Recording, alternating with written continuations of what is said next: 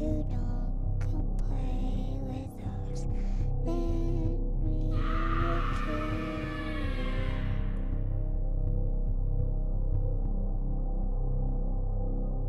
Welcome back to season 3 of the Dudes of the Dead podcast.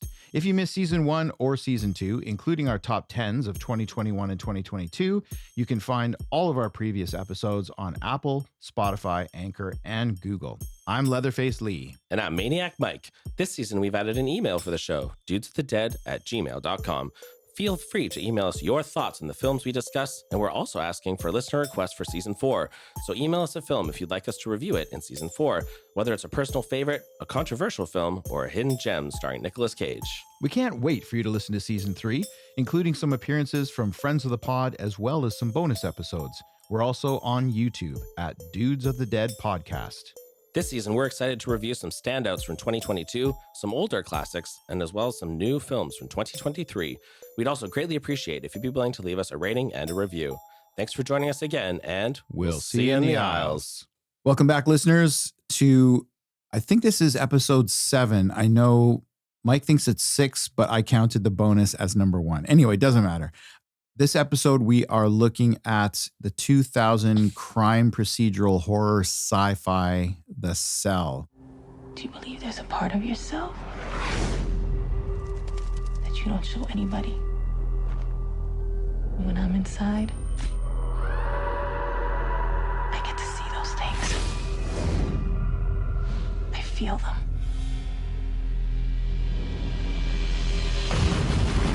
This was Tarsem Singh's debut film, and it stars Jennifer Lopez, Affleck now, as Dr. Catherine Dean. More on that later.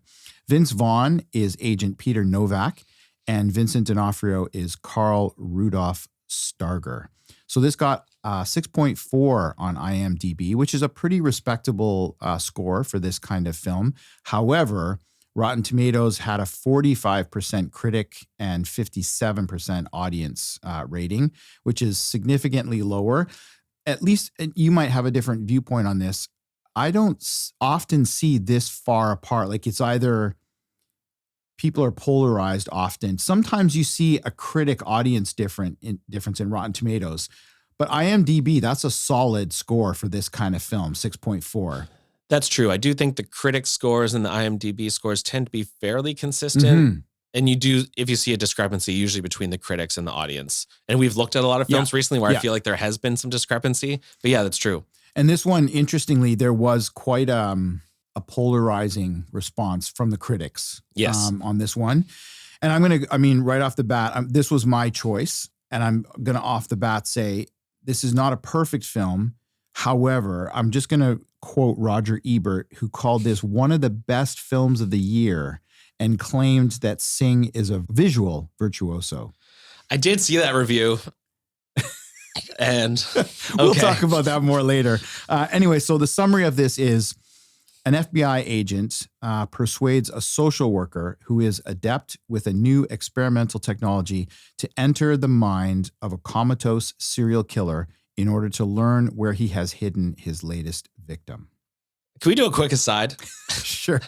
I feel like Roger Ebert is super overhyped. Like, when I listen to his reviews, he mostly just summarizes the plot and then says whether he likes it or not. I don't find his analysis to be overly in-depth. Maybe this is like a very controversial thing to be saying, but my impression of the little bit of digging around and things that I've read about Ebert was, I think he developed his reputation in print with is it the Chicago Tribune, I think he wrote for, but then kind of rode those coattails. I feel that anyway. I don't know that some of his later work was as incisive as his earlier. And now there's probably like 10 podcasters or YouTubers who are way more insightful and interesting than Roger Ebert. Not to discredit what he said about this film necessarily. But yeah, anyways, I had this thought like, I don't think Roger Ebert is that. No. Should not be held to a very high standard. No, but like with any statistics, I'm just choosing ones that support my side of the argument. And I do. So this was a quote on Rotten Tomatoes saying that this film is inventive, disturbing, and stunning. I think those are legit for this. Now, whether you think that makes it a good film, it could be all of those things and still not be a good film in someone's opinion, and that's fine. I have always liked this film I didn't see it in theaters, but I saw it very shortly after its release. I just feel that it's an underrated film. Admittedly, there are aspects of this film that have not dated well. Even watching it, it's been years since I watched it, but rewatching it for today, I feel like the story is still really interesting. Like that's the concept of the film is very interesting. You mean the going into the mind? Yes, I would agree with that. I mean, how they execute it arguably is not, and there's some definitely early thousands dated stuff going on. And I'm all good with that. I have a soft spot for this film for some reason. It has nothing to do with J-Lo in her underwear smoking a joint. There's some, like, I feel like D'Onofrio's performance, despite the fact that I don't know if he has a line in the film. I'm trying to remember. I think a few, but he doesn't barely speaks. Talk much. But his physical performance in this film, I think, is really good and very creepy. I didn't actually realize that was him at first, the guy from Full Metal Jacket. Yeah. But he's got a really good look. And I think he was the highlight of this film for me. And yeah, I like his physicality. And I think he was the best casting decision, unlike other casting decisions in this movie. So yeah, we can talk about, like, I have some detractions there too. I found, like, for me, this was a really interesting mix of genres, the procedural and the serial killer. I love the concept of traveling inside another mind. Coming back to what you just said about D'Onofrio, for me, he was creepy, terrifying, menacing, and also vulnerable, which I think was a very challenging thing to pull off for this role. And so kudos to him. Yeah, I agree with that. Again, coming back to what Roger Ebert said, like, visually, and I think that's my favorite thing about this film. Visually, this film is stunning. Like, me too. Some of the set pieces in this film are absolutely gorgeous or horrific, depending on which one you're thinking about. And just final thing about the visuals, a little bit of digging. There are others, but definitely this film, or the visuals rather, were inspired by Damien Hirst. And we'll talk about that later because it's a very significant scene that comes up. And H.R. Geiger, Alien. So interesting. He definitely had, and I'm guessing those tableaus inside are H.R. Geiger. Right? Okay. Yeah. Anyway, so those are my likes. Those are the reasons that I chose this film, and those are the reasons that I keep coming back to this film over the years. No, I think I agree with you in terms of the things that this film does well and the things I appreciate about it, I think are the same for you. I think the negatives for me might bother me more than they bother you. So I'll admit I'm coming in this film with a huge bias against Jennifer Lopez. If they had just cast her with somebody else, I think I would have liked this film a lot better. I think like a Sarah Paulson or Vera Farmiga might have been like two good people to play this role. Like when you go and look through her filmography, it's mostly trash. It's pretty light. Gigli was really good. Yeah. But, and part of this is personal. My cousin worked at the Four Seasons. Okay. And so he had to take Jennifer Lopez to her room. Diva. And apparently she was just nasty to like the staff. And so I always have this kind of bias against her. Yeah. And this whole thing, did she get her like butt insured or something? Oh yeah, I remember the story about that. I don't know if it's true, but yeah. She just seems like a ridiculous celebrity in my opinion. So I didn't appreciate her, even though I think during the kind of dream sequences, the surrealist, she has a very striking look that does match well with that aesthetic. However, it seems like they're trying to make her look hot through most of the other, like lounging around in her shirt and underwear at smoking a joint, as you say. Yeah. So it seemed like they maybe put her in there more for eye candy than because of her acting ability. Whereas I think someone like a Vera Farmiga or Sarah Paulson have that same empathy that she is supposed to show, but would have been just a better choice. That's such a great, like, Sarah Paulson. I can totally see. Like, just remake this movie, kick out J-Lo and put in Sarah Paulson. I think it would be like that much better. I mean, it's funny because I don't have any of those personal connections to my loathing of J-Lo. Yeah. But for me, it was more about, it takes me out of the film a little bit. I find her completely unbelievable as a doctor. 100%. Like, there's no way. Number one, I believe she's too young, knowing the doctors that I know and the training that they've went through. Yes, I mean, by 30-ish, you could be a doctor. You'd be starting your career. But you'd be starting. Where she seems to be like a specialist. Exactly. Yeah. Specialist and established in certain, niche area of psychology. And it's like, I'm thinking no. Like that and I don't know how old she was when she did this, but she, to me, looks even younger than, like, let's say a 30 or early 30s. Yeah, I agree with you too, that and this was one of the criticisms of the film, not so much of J-Lo, but of some of the tableaus inside Starger's mind, that it's basically just misogynistic garbage, and that there's no redeeming quality to it. So I think I'm way too biased to give an objective opinion on this, but what did you think of her performance in the film? I just don't like her, so I didn't even really think about it, but did you think she did a good job? I think this is one of her early films. Yes. It's not great as a performance. Interestingly, maybe, I find when because she's not even really an actress, right? Like she's more a musician 100%. Who's done some crossover acting. I mean, she started as a dancer. And most of her acting roles seem to be like rom-coms. Exactly. Yeah. Right. So I agree with you. She doesn't have the gravitas for this kind of position. I do feel like she was empathetic. Like I felt that I felt it believable that she was caring for, like, at the beginning, she's got a young patient. So I felt that was believable. And for me, the place where I found her the most interesting was there's a scene inside Starger's mind where she's wearing this cowl kind of thing. That is seriously creepy. Yeah, I agree with that. And I found her, like, the evil Jenny from the block was way better than the Dr. Jenny from the block. Like 100%. Her look worked really well for that sequence. And that had, I'm not sure that had much to do with her performance as opposed to the look, the visuals of that was what was so striking about that. Because those sequences are more about the visual aesthetics. And so she does like fit in well with that, I think. But so this movie, don't you feel like, so Silence of the Lambs, I feel like really kicked off this subgenre of the procedural serial killer. Yeah. Like in the 90s, like I remember like when we would have our family movie nights, like those were the ones we were really drawn towards. So start with Silence of the Lambs. There was Seven, Bone Collector, Fallen, Kiss the Girls, Natural Born Killers. Yeah. Like it seemed like the 90s was all about these like serial killer films. And they tended to be, I think, some of the more popular ones. But I think because of that, this one's quite late because this is 2000. It is. Yeah. It's the tail end of that trend. So it kind of felt to me a little bit like there was a bit of an arms race or one-upmanship. So we've had this decade of serial killer films. So what can we do to kind of amp that up? And so on the one hand, it kind of works because I do think the best part of this film is the kind of surrealist cinema inside the mind. Yeah. It's very striking and beautiful and disturbing, but I think that part was really good. On the other hand, I felt like they had to amp up some other elements, which didn't work for me. How can we make this like the most deranged, messed up serial killer that we can imagine, which to me became unbelievable almost. We can talk about it in the spoilers, but the things that he has to do to gratify himself just seems so over the top.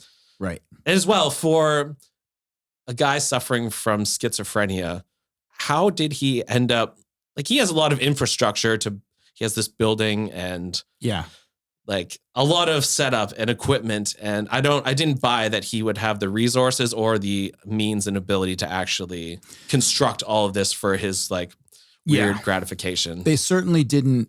That was a very fluff part of the film where they didn't really give you any detail. Whereas if you compare it, for example, to Silence of the Lamb and Buffalo Bill. Yes.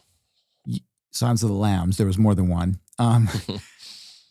I felt like that was explained. Like you kind of understood how he had the house that he had and the things that he had and all those things. There was no attempt to explain other than at the very end when they were looking for the victim and they were like researching, oh, well, there was this property that he did some work on and yada, yada. It's like, okay, so he did some work on this property and then he just took it over. Like there seems like a lot of stuff out there that would be worth money. It looked like an expensive setup. Yeah. So for a guy who is this deranged, who's apparently suffering from schizophrenia, that he could have pulled together the resources to make this happen. Fair. I struggled with that part too. But that to me, that was a product of how can we ramp up this like one-upmanship of making like the most deranged serial killer that we can come up with. Yeah. I mean, I think that's a pretty fair critique, particularly because it's at the, like you say, the tail end of that serial killer run from in the 90s. And wasn't the first Tron movie, like I feel like this movie is almost transitioning from those serial killer movies of the 90s to the like sci-fi boom in the early thousands. And because it's a mix That's of really genres. like The Matrix. And, Yeah. It's kind of like all those inside your head, Johnny Mnemonic. Yeah, like good point. All those things, right? It's kind of transitioning or mixing those genres, successful in some ways, unsuccessful in others. So yeah, so I think I liked the sci-fi element. Yeah, me like too. I do think when they're in his head or that's the best part of the film. yeah, and that concept is cool, right? Yeah. Like using like cognitive going to someone else's brain for the purposes of therapy, I think is an interesting concept. And it's something that maybe could be, if Elon Musk keeps going down his current plan for those things, then that's maybe possible. So I thought that was cool. And I loved the aesthetic of what's happening inside his mind. Yeah, like I think that's what keeps me coming back to this film are the visuals. Yeah. It's almost like a surrealist painting. Mm-hmm. When I come to the film, I can ignore the things that I don't like because the visuals are so striking and so attention grabbing for me that I'm willing to forego the other stuff and just like, oh man, that scene just really gets me every time. Yeah, and that juxtaposition of beauty, but also it's very disturbing at the same time. Like that mixture, I think worked well. I actually love the music too by Howard Shore. Yes. He's one of my favorite composers for films. He did Lord of the Rings soundtrack. But I thought I liked his soundtrack for this. I thought it was I did like the music. And so just coming back to one more performance, I am not a Vince Vaughn fan. I think he's very good in comedy. That's what I was going to say. I like him in comedies. I think his timing is good and his delivery is good. In this kind of serious role, again, I had a hard time believing where they put him in terms of his life experience. Mm-hmm. He was supposed to be this hardened, caring, I believe he was a cop originally, and then was he a lawyer? And then an FBI agent he becomes. And he's had like all this history it's like, first of all, he's way too young to have had all those things happen, I think, in the film. And I don't find him believable as an FBI agent at all. No, for me, the characters is where this movie falls flat. Like all very shallow. I think the performances were all fairly stale, but you have some notable names like Vince Vaughn, Jake Weber, Dean Norris, Dylan Baker. Like there's a lot of, you're going to recognize a lot of faces in this and they're all fine, but they're also quite shallow. And I never bought like the connection between Vince Vaughn and J-Lo's characters. No. I actually think the best, as you say, Vincent D'Onofrio. I appreciate, though they make him this crazy deranged serial killer, they explain enough of his childhood and they do make him vulnerable. Yeah. And I think he's the one character that really works in this film. What he does with what he's given, I think is really good. Yeah. And I have to say, for me, the ending is a big disappointment because the film... Agreed. I feel this would have been a better film if it went in a darker direction at the end, because I don't know if I'll say the majority, but a good chunk of the middle of the film inside Starger's head is so dark and deranged. I just hated that feel good Hollywood ending, where they save everybody and yada. It's like, oh man, for me, it lets the air out of the tires. I just wanted it to go in a darker direction. And that's why 7 is so amazing. Exactly. Right. Like, to me, I thought, for example, you watch any one of these films, you know that they're going to save the victim. I would have loved it if they went, it's like, oh, too late. Like we didn't make it. To me, that would have made a much better and more believable film. And I struggle so hard with Hollywood's need to spoon feed us this saccharine garbage. Like real life isn't. And I know that's not why people go to the films, but if you're going to go see a horror sci-fi film, give it to me dark. Like, I don't know. Maybe that's just my sickness. You and I are the same for sure. That's actually what drew me to the horror genre in the first place. Just getting so sick of, the good guys win, the bad guys lose. You know, everything's going to fine in the end. And I do find the horror genre at least does defy that expectation quite regularly. Not always, but that's why I'm here kind of. Cause I just get so sick of the formula. Yeah, 100%. Now, what did you think of having taught psychology and mental illness and stuff, psychological disorders? Do you think it's somewhat problematic? And this is very true of this time period, but every one of these serial killers, of course, has schizophrenia or some diagnosable disorder, which I think, unfortunately, really like misrepresents and makes everyone think that if you have schizophrenia, you must be like a serial killer. Did that play into it for you at all? Maybe I'm just always looking through that lens because of having taught that stuff for so long. No, I mean, it doesn't play into it to me. It doesn't play into it to me because I don't have the depth of knowledge that you do on that subject matter. However, I completely recognize that any of these films with schizophrenia, multiple personality disorder, so any of those things, they're almost always misrepresented in film. And you can see why the public perception of these disorders because of films like this. Exactly. Yeah.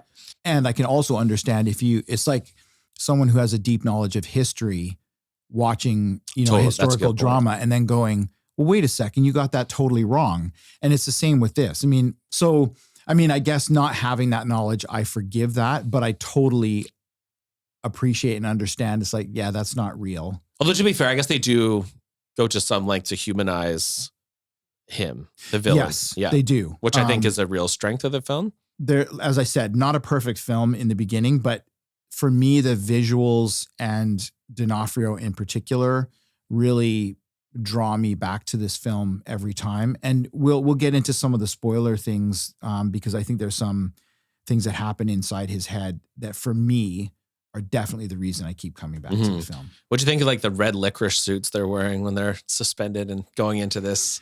I mean, those are one of the elements I don't think date very well. I mean, that's a Tron-y kind of thing, right?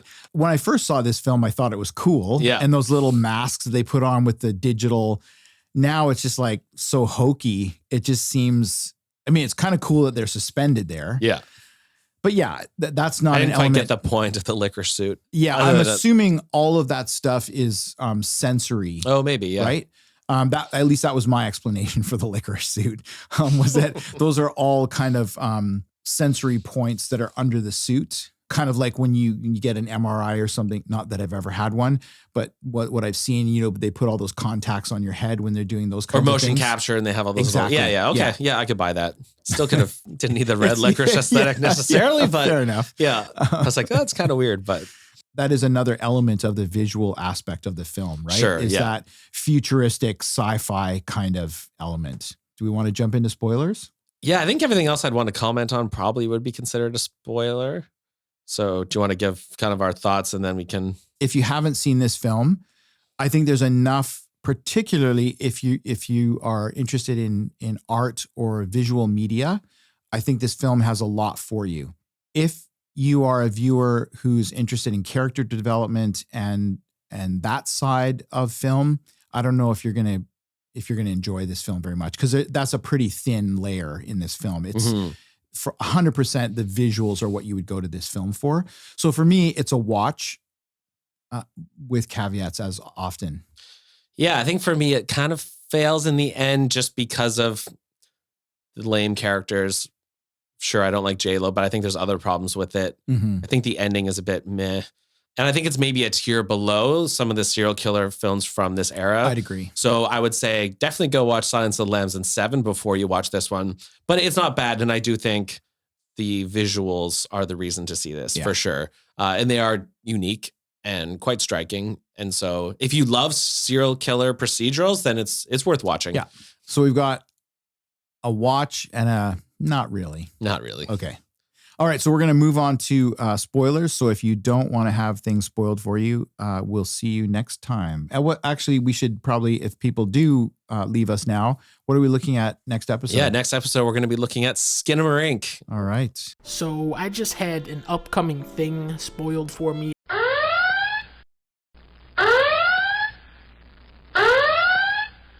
Yeah, so we were saying, I think for both of us, the best part of this film is the surrealist visual aesthetic. And the one that stands out for me the most, it sounds like is for you as well, is that horse dissection, whatever that is, where a bunch of glass blades kind of come down and split the horse up and you can see inside its body. And to me, I was like, wow, I think, and for reading online too, it sounds like that scene made an impact for a lot of people. I think that was the reason I went back a second time. There was that and a couple of things, but there was some hatred from horse lovers in the comments. Really did not appreciate that. Which horse lovers are like really all about their horses. 100%. So I can see why some people hated that. That scene is so iconic for me for this film. Yeah, it was. And I can remember being blown away by that film by that scene when I saw it the first time. There's no going back from seeing it the first time. You're like, how, not only is it like stunning and it's a forceful impact when you see the scene, but there were also, as a sort of film, he's like, how'd they do that? Well, like, is that a lot of, because it doesn't look CGI-ish, but it must be. It holds up really well. Yeah. And there actually aren't many films, I don't think, that play around with this kind of surrealist aesthetic where it kind of just looks like a painting, but they're just doing really neat things. And I think because films are either based in reality or they're kind of sci-fi or fantasy, but not this kind of dream-like.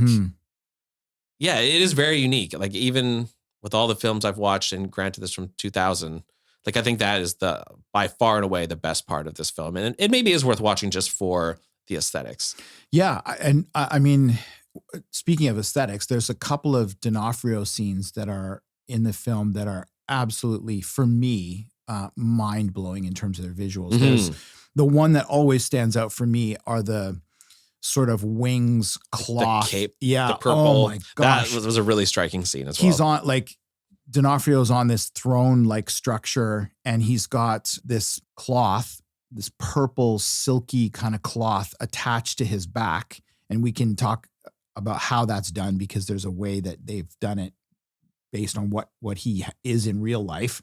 Not in real life, but in real life in the film. Anyway, I'm not making any sense. So, but the scene is striking because he stands up from this throne, and as he moves forward, the cloth is being pulled from the sides, and you can see this cloth moving, and it's absolutely stunning. Yeah, and you would think, given this film was 23 years ago and is relying on some CGI clearly, but it holds up. Like it didn't take me out of it. I wasn't sure how those parts, when you're like, okay, we're going to watch the cell. Like that was the thing I was kind of curious about, was how do those look 23 years later, but they hold up. And I can see the criticism, which I've read over and over again, about the misogynistic elements once you get inside his head, particularly the tableau scenes with women.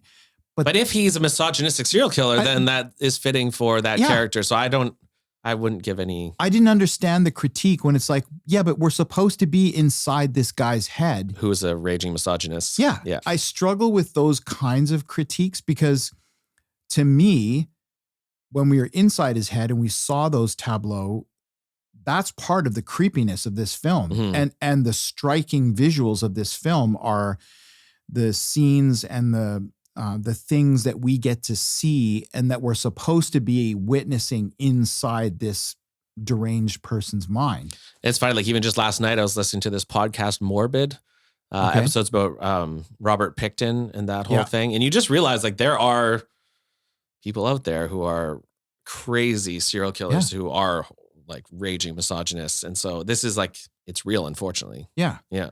I mean, you referenced this earlier in our discussion before the spoilers. And one of the things to me also that was striking that happens early in the film is how D'Onofrio's character has to please himself. Yeah. So there's suspension bondage that they use in the film, which I actually didn't know what to call that. And I looked it up and it's like, so this is a thing. And I have seen it.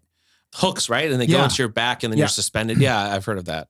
So that is a thing that is real, but they add that to his character where serial killers of this type will often go back and masturbate to a trophy or something that brings them back into the moment so he's watching the videotape of watching these girls drown, which is how he does it, while he's hanging from this suspension thing. It's like, it is a crazy scene.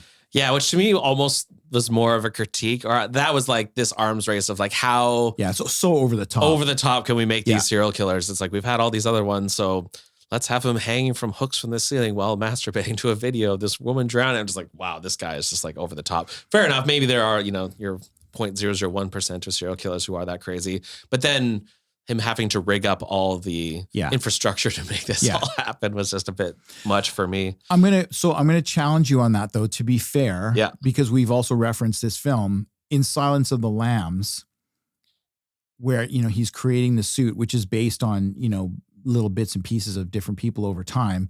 But he's also got the, the well that he puts the girl in, and, it puts the lotion in the bath. Like, but don't you think that building seems super run down and like dilapidated? Yeah, whereas fair this enough. one looked like a proper compound. Yeah. With like industrial glass and metal. Yes. And like it seemed the aesthetic of that place just looked expensive. It looked professional. It did. And it always takes me out a little bit, because I always wonder, like, when you see his setup where he's got a video camera and he's basically got this, Shark Tank kind of thing where, water's being brought in. I wouldn't know how to build that.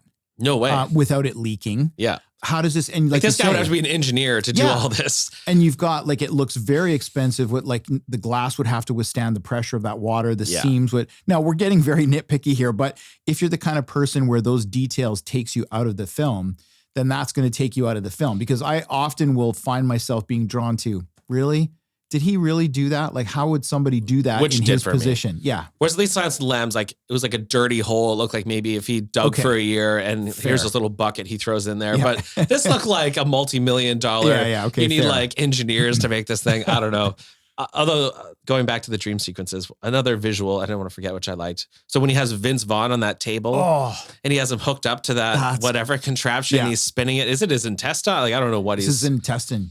That was a cool scene. That was like, oh wow, that's dark and twisted, and I like. And that's that. actually it's referenced at the very end of the film where they're going through his house and they come up. I'm 100% sure I've seen that visual, and I think it's kind of related to the Sisyphus myth. Oh, okay. Oh yeah.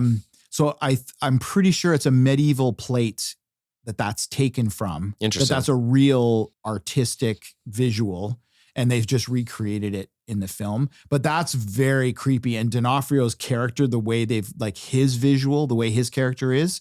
And I mostly just appreciate the aesthetics for the look. Like, I liked it, but I wonder if you could go in and find references to all sorts of things and artists and mythology. And so it'd be interesting actually to maybe see an analysis. Maybe someone has done this of the dream sequence parts of that movie. I thought I came across this somewhere, and I didn't take notes on it because I didn't want to really go down this rabbit hole for the podcast. But I think even the tableau of the women, those are actually referencing artists.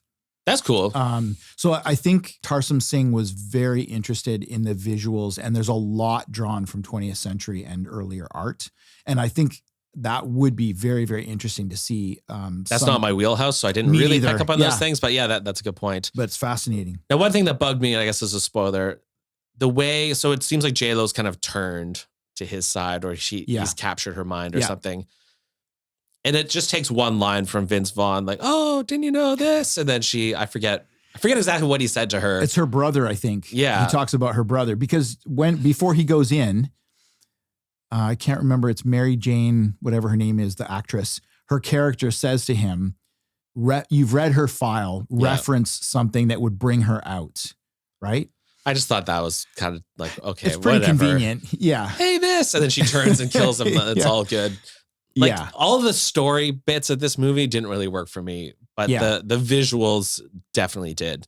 It's almost like they spent the majority of their time and energy and thoughtfulness on the visuals. And then it was kind of an afterthought of how are we going to string these visuals together, right? Yeah. And so I agree with you. That doesn't work, but I'm willing to overlook that to get the visual hit that I get from watching the film. And even with my bias against Jennifer Lopez, her look in that final set of dream sequences, when she's kind of turned to his side, she adds to it. I think it looks pretty striking. I think in the second half of the film, like you say, when she sort of, once Vince Vaughn brings her out of her trance-like state and she goes to battle with Starger's character, that's some pretty badass, like I thought it was well done. Yeah. And she, I'm not aware, has she done any other horror films? Was she in Anaconda, I think? Okay. Which is a horrible film. Like, sure, that's true. Horrible. Vince Vaughn, he was in Freaky. Yeah, and that I really liked that. Liked Freaky too. I was quite doubtful about seeing that, and I think it was you recommended that I watch it, and I was very pleasantly Which is horror surprised. comedy, and I think comedy is where he's the best. Yeah, it's something about his delivery and his presence I find hard to take seriously. Yeah, I wonder if that's because I associate him so strongly with comedy, is that when he's trying to be serious, I don't really buy it. But flip side to that, though, like somebody like Robin Williams has done some very good, serious work, and I had no trouble believing. But maybe he's a good enough actor to actually Yeah. do that. Whereas I don't know if Vince Vaughn maybe. And I think that's the thing. I don't think he has the chops to pull it off. Yeah. Now, to be He's fair, fine, but to be fair, this is early in his career too. Yeah. I think he's quite young here. did you recognize Jake Weber from Dawn of the Dead? He's his That's where partner. yes, I did recognize him, but I couldn't place him. And I'm like, where do I know him from? Yeah, and Dean Norris was from Breaking Bad. He was Yes. Hank. So Yeah. yeah. I was like, oh. Yeah, I mean, the cast I think is unfortunately it has potential. I think the writing of the characters and the characterization don't do them justice. Like they don't have much to work with. I mean, the two people that work with J-Lo's character are kind of, they may as well be cardboard cutouts. They're not really characters at all. Roger Ebert didn't mention any of those things in his No, review. So. he didn't. But what did he say? He said, visual virtuoso, one of the best films of the year. I don't know about that. Maybe it's a rough year. I can't remember 2000. Yeah, I don't remember 2000. Maybe there were some bad, some real dogs in that year. I don't know. Anyway, we've already mentioned before the spoilers that this was a watch and not really watch. Do you want to change that? I don't think it's a good movie, but I do really like the visuals. So it's hard for me to come down one way or the other. Can you think of another film for you that would fall into that category where like overall, not a great film, but there's a reason that you go to watch it? Probably I'd have to think about that one. Because I feel, I can't name one off the top of my head either, but I feel like there are films that I would go to either for a particular performance or a car chase or a particular scene or whatever. Whereas the movie on a whole, I'd be like, man, not that great. Maybe all the movies from David Lynch are a little bit like that. Like I love certain aesthetic elements of his Lynch, films, yeah. even though the whole movies are sometimes like a bit out there, but I do kind of like the feeling it gives me. That's not a perfect comparison because I think David Lynch does better stuff than this, but yeah, but I hear what you're saying. And I think that's the same for me. For me, this film every day, all day is about the visuals. I don't go to it for the completion of a film or to see a particular performance, although I think D'Onofrio is really good. For me, it's the visuals that bring me back every time. And I think for some people like those kung fu movies, right? Like they like the over the top fight sequences, even though the movie might be pretty terrible, but yeah, I don't watch those very often. There you go. All right. So tune in next time for Skinamarink. Skinamarink. We'll see you in the aisles. Thanks so much for listening to Dudes of the Dead podcast, where Maniac Mike and Leatherface Lee break down their latest horror movie recommendations. The show is researched, written, and hosted by Mike Vincent and Lee Neese. Produced and edited by Lee Neese. Special thanks to Aaron Jabs for the outro music. This has been a Neesely Done podcast production.